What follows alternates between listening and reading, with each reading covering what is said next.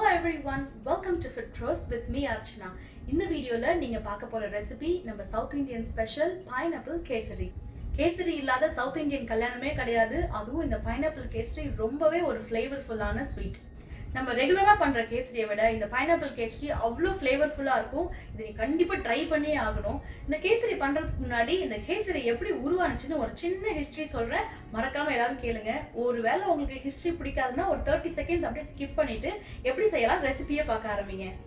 இந்த கேசரிக்கு ஏன் கேசரின்னு பேர் வந்துச்சுன்னா, அந்த காலத்துல ஃபுட் கலர்ஸ்லாம் எதுவுமே கிடையாது. ஸோ நேச்சுரலான இன்கிரீடியன்ஸ் தான் யூஸ் பண்ணியிருக்காங்க. அது என்னன்னு பார்த்தீங்கன்னா கேசர். கேசர்னா குங்குமப்பூ. கேசர் போட்டு பண்றதுனால தான் இவருக்கு கேசரின்னு அப்படியே வர வர பேர் வந்துச்சு. கேசரி கர்நாடகாவோட கிளாசிக்கான டிஷ்.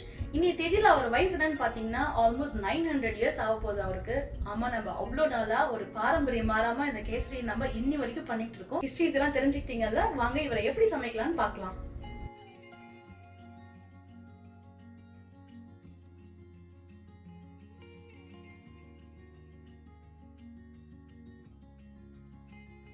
நம்ம ஒரு பேனை சூடு பண்ணிட்டு 2 டேபிள் ஸ்பூன் நெய் ஆட் பண்ணிக்கலாம்.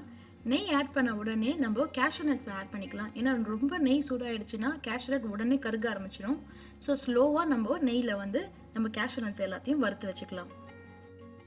கேஷ்யூ நட்ஸ் நல்லா லைட் கோல்டன் கலரில் வந்தாச்சு. நம்ம இதில் 1 கப் ரவை ஆட் பண்ணிப்போம். ரவையை நல்லா வறுத்து எடுக்கும் போது ஒரு அரோமா வரும் இல்லையா, அது வரைக்கும் நம்ம லைட்டாக ரோஸ்ட் பண்ணிக்கலாம். ஒரு 2 to 3 மினிட்ஸ் ஆகும் ரவை ரோஸ்ட் ஆகிறதுக்கு.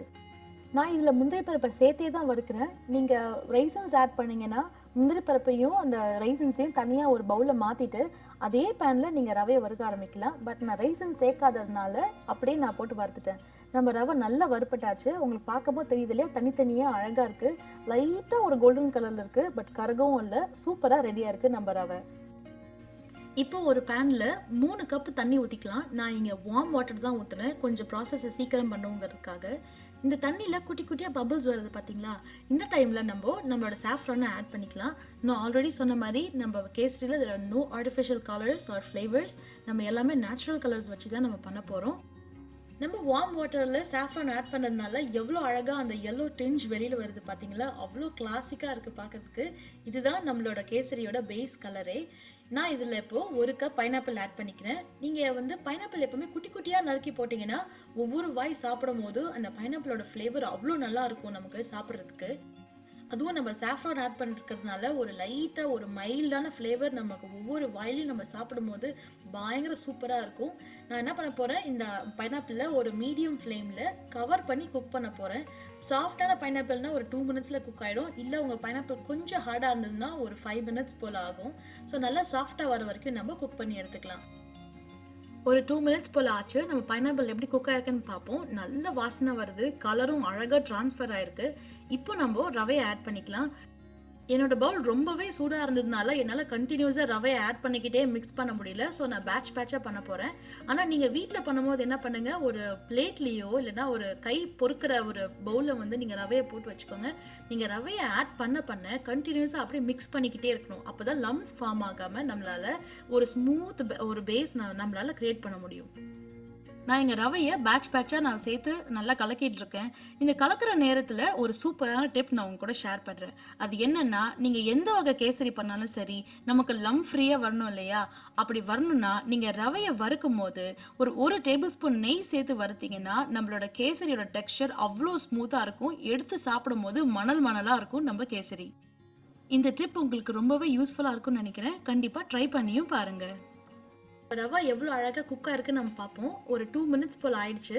இப்போ அங்கங்கே ஒரு பைனாப்பிள் தெரியுது. நம்ம ரவா அழகாக குக் ஆயிடுச்சு. இப்போ நான் அதில் ஒரு டேபிள் ஸ்பூன் நெய் ஆட் பண்ணிக்க போகிறேன். ஏன்னா அடி ஏதாவது பிடிச்சிருந்ததுன்னா உடனே நம்ம எடுத்துடலாம். அதுக்காக நம்ம நெய் ஆட் பண்ணிட்டு நம்ம நல்லா மிக்ஸ் பண்ணி விட்டுக்கலாம்.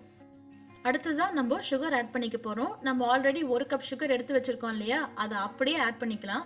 நம்மளோட கேசரி பேஸ் கொஞ்சம் திக்கா இருக்கு இப்போ, பட் அந்த சுகர் நல்லா கரைய நல்லா இலகி ஒரு தின்னான கன்சிஸ்டன்சில வந்துடும் நம்மளோட கேசரி. இந்த பைனாப்பிள் நீங்க ஆட் பண்ணது ஒருவேளை புளிப்பு அதிகமா இருந்ததுன்னா நீங்க 1 கப் சுகருக்கு பதிலா 1.25 கப் சுகர் போட்டுக்கோங்க. அந்த புளிப்புக்கு இனிப்பு கரெக்டா டேலி ஆகி நம்மளோட கேசரி நல்ல ஸ்வீட்டா இருக்கும். உங்களுக்கு ஏலக்காய் தூள் பிடிக்கும்னா நீங்க இந்த ஸ்டேஜ்ல நீங்க ஏலக்காய் தூள் சேர்த்துக்கலாம். நம்ம சேர்த்த சர்க்கரை எல்லாமே நல்லா மெல்ட் ஆயிட்டு நம்மளோட கேசரி இப்போ நல்லா சாஃப்டா ஒரு ஸ்மூத்தான ஒரு கன்சிஸ்டன்சில இருக்கு. நம்ம முன்னாடி எவ்வளவு திக்கா பார்த்தோம், இப்போ அழகா இருக்கு பாத்தீங்களா? இதுதான் ரைட் ஸ்டேஜ். நீங்க ஒருவேளை நான்ஸ்டிக் பேன்ல பண்ணீங்கன்னா இது அழகா திரண்டு வருது, உங்களுக்கு நல்லாவே தெரியும். இதுதான் நமக்கு தேவையான கன்சிஸ்டன்சி. நம்ம பைனாப்பிள் கேசரிக்கு ஒரு ரிச் ஃப்ளேவர் கொடுக்கறதுக்காக இப்போ நம்ம என்ன பண்ண போறோம்னா, கடைசியா ஒரு டேபிள் ஸ்பூன் நெய் ஆட் பண்ணிட்டு நல்லா மிக்ஸ் பண்ணிக்க போறோம். இந்த ஸ்டேஜ்ல நீங்க அடுப்பை ஆஃபும் பண்ணிக்கலாம். நல்லா மிக்ஸ் பண்ணீங்கன்னா அது அழகா திரண்டு ஒரு சூப்பரான கன்சிஸ்டன்சில நம்ம பைனாப்பிள் கேசரி ரெடி ஆயிடும். நம்ம பைனாப்பிள் கேசரி நல்லா ரெடி ஆயிடுச்சு. வாசனை அவ்வளோ சூப்பரா வருது. நம்ம எடுத்து பார்ப்போம். அப்படி எடுக்கும் போதே ஒரு விதம் வெண்ணெய் எடுக்கிற மாதிரி அவ்வளோ அழகான ஒரு ஸ்மூத்தான கன்சிஸ்டன்சில நம்ம கேசரி ரெடி ஆயிடுச்சு. இதை நீங்க கண்டிப்பா ட்ரை பண்ணி பாருங்க. நீங்க செஞ்சு வைக்கிறதும் தெரியாது, பவுல்ல இருந்து காலி ஆகுறதும் தெரியாது. அவ்வளோ டேஸ்டா நம்ம சவுத் இந்தியன் ஒரு ஆத்தென்டிக் ரெசிபி உங்களுக்கு பிடிச்சிருக்குன்னு நினைக்கிறேன்.